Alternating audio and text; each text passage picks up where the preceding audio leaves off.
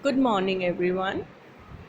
Today, myself, Dr. Sarita, and today we would be doing the poem A Prayer for My Daughter by W.B. Yeats. Before doing a line by line analysis of the poem, let me give you a very brief introduction to the poem. A Prayer for My Daughter is an intensely personal poem written in 1919, that is, just after the First World War. A few weeks after W.B. Yeats's daughter Anne was born, this poem speaks about the anxiety felt for the well being of his daughter, as also about the anxiety shared by all fathers all over the world torn by war and greed. He thinks how his daughter will face the coarse and vulgar world. He imagines the war drums which forecast the struggle for survival. He thinks that the cruelty of man is more dangerous than the murderous innocence of the sea. He believes that she can protect herself by cultivating virtues of nobility and courtesy. He prays that his daughter should have beauty but not vanity. He wants his daughter to have happy and innocent thoughts in her mind. She should scatter her happiness all around. Her soul should flourish like a flourishing tree. He wants his daughter to be free from hatred and to shun strong and stubborn opinion on any subject, political or otherwise. He wants innocence to replace hatred. It will give inner peace to his daughter. He wishes his daughter to get married in a good aristocratic family and lead a happy life. The poet expresses deep concern for his infant daughter who sleeps in a cradle. The roof leveling strong wind is blowing outside. She is well covered and protected from the onslaughts of the violent wind. He paces up and down and prays for the well being of his daughter. The strong wind makes the poet gloomy. He thinks how his daughter will face the coarse and vulgar world. He imagines the war drums which forecast his struggle for survival. He thinks that the cruelty of man is more dangerous than the murderous innocence of the sea. She must protect herself by a shield. The shield stands for qualities and virtues. So the poet wants his daughter to be virtuous and good. The poet prays that his daughter should have beauty and not vanity. Helen, the most beautiful woman, eloped with Prince Paris of Troy, and this resulted in the destruction of Troy. Similarly, Aphrodite or Venus married Hephaestus, the lame blacksmith of the gods, unwisely betrayed him later on. Gone, the poet's beloved, married a worthless man, Macbride, and remained unhappy. Thus, the poet wants his daughter to inculcate the virtues of courtesy and humility. The heats of people can be won by courtesy. The hearts. Even those who are not very beautiful can win the hearts of others by showing courtesy. Virtues in a woman are more important than physical beauty. The poet wants his daughter to have happy and innocent thoughts in her mind.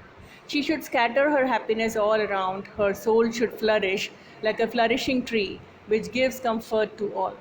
He considers hatred as the worst of all evils, so he prays that his daughter should be free from this evil. If the person does not entertain hatred, no misfortunes can possibly ruin his happiness. Then he thinks that intellectual hatred is the worst kind of hatred. It is the worst flaw in a person's character. So he wants his daughter to shun strong or stubborn opinions on any subject. The poet says that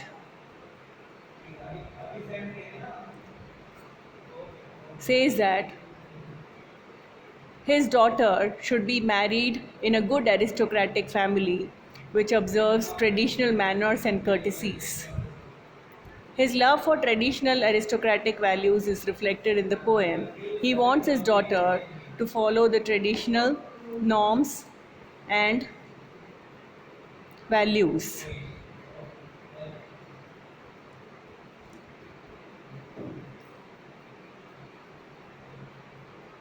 Now, let's begin the first stanza, an analysis of the poem, beginning with the stanza 1. Let me read the stanza first and go on to explain. Once more the storm is howling, and half hid under the cradle hood and coverlid my child sleeps on. There is no obstacle but Gregory's wood and one bare hill, whereby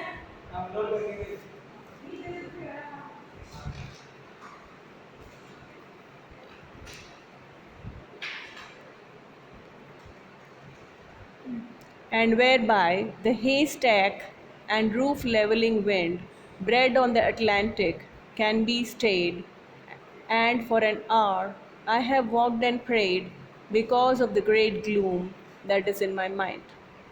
The poem, A Prayer for My Daughter, opens with the image of a child sleeping in a cradle, half hidden by its hood. The child sleeps innocently amidst the howling storm outside. But Yeats couldn't settle down due to the storm inside.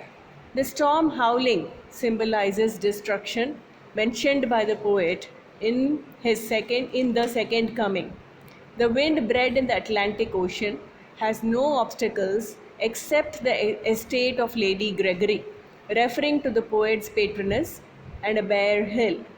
The direct impact of the wind, meaning to the force of the outside world, especially on his daughter, worries the poet. Because of this great gloom, he walked and prayed for his daughter to be protected from the physical storm outside and the political storm brewing across Ireland at that time. Going on to the next stanza, stanza 2.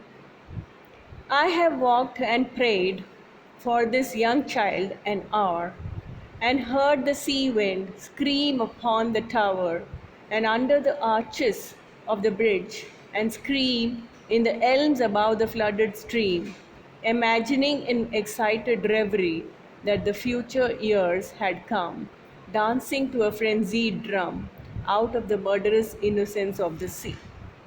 In this stanza, a prayer of a prayer for my daughter, Yeats worries about the future.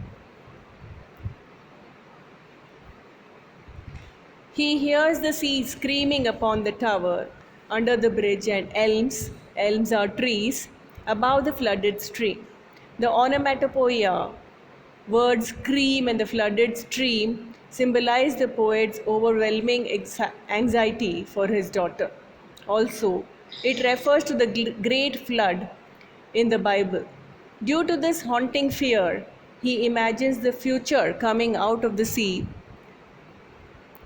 which is a personification, out of the sea, and dances to the frenzied drum, referring to war and bloodshed. In the last line, the poet employs paradox, oxymoron, murderous innocence, to contrast the world and his daughter, which also recalls the images of blood, dimmed tide in the second coming. Moving on to stanza 3. May she be granted beauty, and yet not beauty to make a stranger's eye distraught, or hers before a looking glass. For such being made beautiful overmuch, consider beauty a sufficient end, lose natural kindness, and maybe the heart revealing intimacy that chooses right and never find a friend.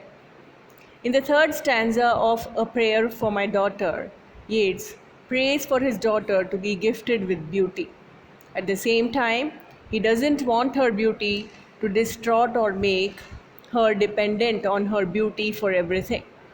Further, he doesn't want her to become proud or vain, that she spends all her day staring at the mirror and fails to have natural companionship. The poet implies too much beauty to be a dangerous one, that he wants her to be beautiful enough to secure a husband. This much for today's video, girls, but we will continue the poem in the next video. Till then, thank you.